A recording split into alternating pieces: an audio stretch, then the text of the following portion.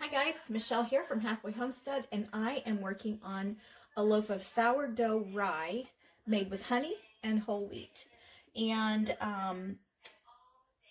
what started me on this today is I saw on, I don't know if it's Facebook or Pinterest, but I saw that you could freeze your discard. So I thought, well, I'm gonna try it. So I went to Hobby Lobby. I bought a silicone mold. It holds not quite a cup of discard, and it has three little compartments. And so I froze three little blocks. I'll show you. I froze three little blocks. Then I popped them out of the mold. I wrapped them in saran wrap, put them in a reusable silicone bag. And they've been in there for a couple of weeks because, quite frankly, I forgot about them. But I thought yesterday I'm going to get one of those out and let it thaw and see how it does. And so I let it thaw.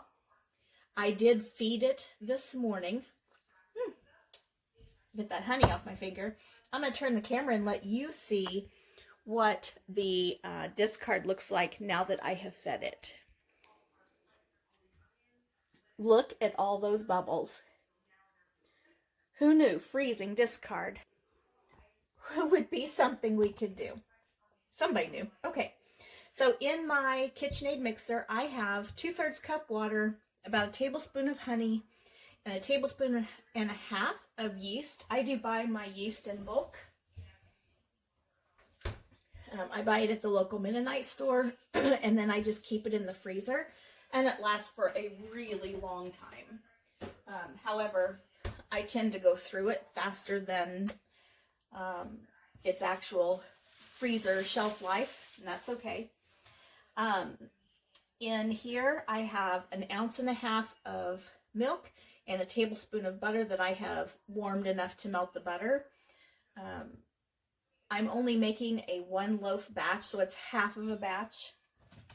And I'm using this book. It's called Handmade, The Modern Guide to Made from Scratch Living, and it's by Melissa K. Norris. She's one of my favorite YouTubers to follow, and I love this book. I have a couple of her books, actually. So, I'm going to let this yeast proof a little bit. I will tell you, yeast loves sugar, or loves honey. Loves sugar too, but it really loves honey. So I'm going to let that proof for a minute, and then we will come back and add the rest of the ingredients.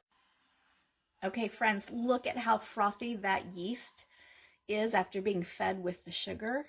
Oh my goodness, I have found that, not sugar, I'm sorry, honey. I have found that using honey makes a difference. Okay, so I'm going to bring you down and show you the rest of the ingredients that I'm going to be adding. Here we go. Whoops. Okay, we'll try that again. I dropped the camera. All right, so I'm going to add a tablespoon of caraway seed, and that's what makes it a rye bread. I'm going to put in my little bit of milk and melted butter. I'm going to add my sourdough discard. I did feed this morning with just about 1/4 cup of flour and maybe a tablespoon of water. I wanted to see if after freezing it, it truly would grow and activate, and it did. Okay. All right, I still need to add some salt. Let's see, just 1/2 teaspoon. Okay. Get some of this out of the way. And now I'm going to add my flour. And so I'm going to be adding part all-purpose flour and part whole wheat. Now, one thing I have found with the whole wheat flour is that it really takes longer to hydrate and it needs a little extra liquid for hydration. So when you're measuring your flour, get a heaping scoop and then level it off. If you shake your flour, you're shaking all of the air out of it, and you're not really going to get that accurate of a measurement. All right. Now this one, I'm just going to do about a half, and then I'm going to switch over to my whole wheat. This is whole wheat that I ground the berries myself with a borrowed mill, and I'm really, really liking it. All right, and then cup and a half of whole wheat. I'm going to put my bread, what is this? Bread hook or kneading hook. I can't think right now what it's called. Put that on. I happen to have this splatter guard attachment that goes on my KitchenAid. I love it because it kind of keeps everything in the bowl. I'm just going to knead this for a couple of minutes, make sure it's nicely mixed, and then we'll see if we need to add any more flour.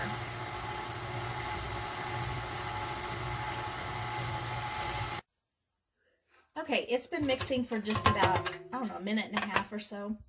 And I want to check the consistency of the dough. And so it's quite sticky, sticking to my fingers. Smells amazing. So I'm going to throw in just a tiny scoop of flour, probably not even 1/4 of a cup. And I'm going to turn it on again. Let that get mixed in and we'll check it again.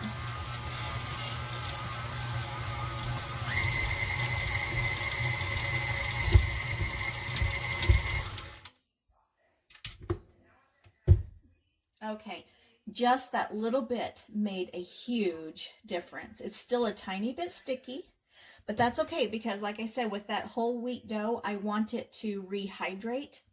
Now, one thing I'm going to do, I'm going to use this plastic scraper. Take that off. And I'm going to scrape it down inside the bowl. Let me get you over here so you can see.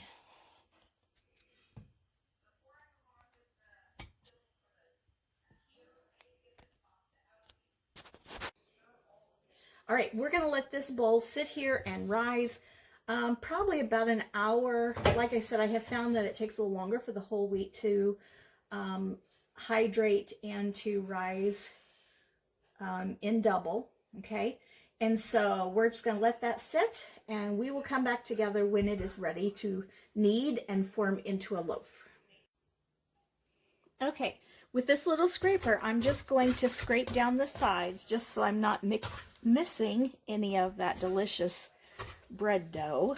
Okay, kind of form it into a ball right there in the bowl. And then I stuck a flour sack towel, just a real thin tea towel, I dampened it in the sink, threw it in the microwave for a minute, and I'm going to wrap the bowl with that and let that rise. Okay.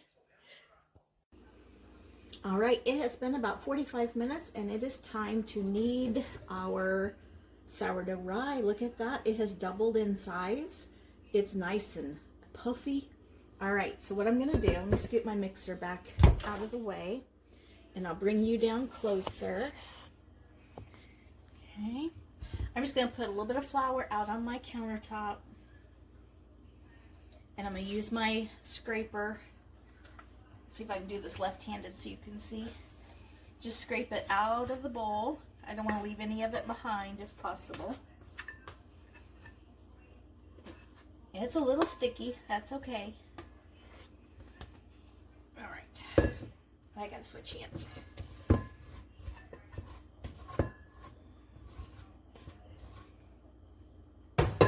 Oops. Okay. Now I'm going to use my scraper and I'm just going to kind of, I don't know, fold it over itself, getting a little bit of flour on there. It just helps me not stick to it if I do that. And then once I've done it all 4 directions, I'll just move my bowl and my scraper out of the way. I'm going to toss a little bit of flour on top. and I'm going to start kneading. And the way I knead is I go from top to bottom and push. I turn it top to bottom and push. And I do that, oh, I don't know, probably each side a couple, maybe 2 or 3 times. And it loses that stickiness. I'm incorporating the flour that I have out here on the countertop. And I don't know all the technical stuff like building glutens and all that. I just keep going till I think it feels right. Okay, now I'm just going to kind of roll it up into a little log.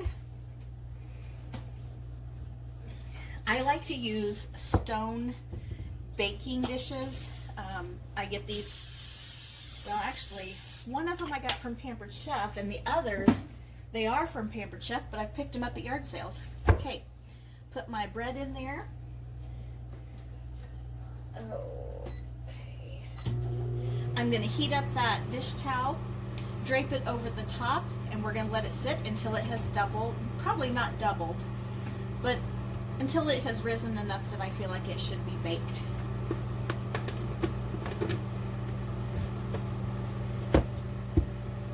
This way. Try to clean up some of my mess. Okay, here we go. Just gonna cover it up just like that, and we'll be back in time to bake. Okay friends, it's time to put the bread in the oven. I'm going to turn the camera so you can see what it looks like. Oh my goodness, look at that. It honestly has risen a little bit too far, but that's okay, it'll still be delicious. And this is going to go into a 375-degree oven for about 25-30 minutes until I feel like it is completely done, and we'll be right back. Alright friends, moment of truth. The bread is out of the oven, and it smells amazing. It's still too hot to pick up. Let me show you. Look at that. All right. I am, so I took it out of the oven and I've let it sit here for about 10 minutes. And I'm going to attempt to get it out of the pan. And I think where it has kind of fallen over the edge is going to make it difficult to get out. Oh, nope, it's coming out. Let's see, maybe. Oh, there we go. Let me move that pan. All right, looky there. It looks delicious. Where it fell over the pan, I'm going to pull that off because it won't fit in the toaster that way anyway. And let me get some butter and we'll taste that.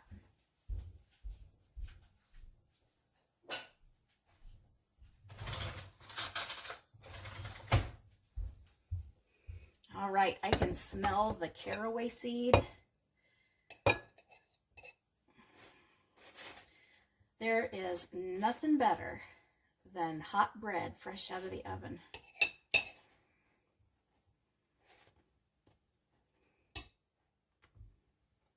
There we go. All right. Okay, are you ready? Here's your bite.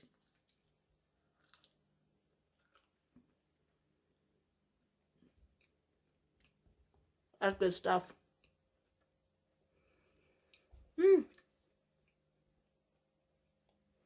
It was a big bite.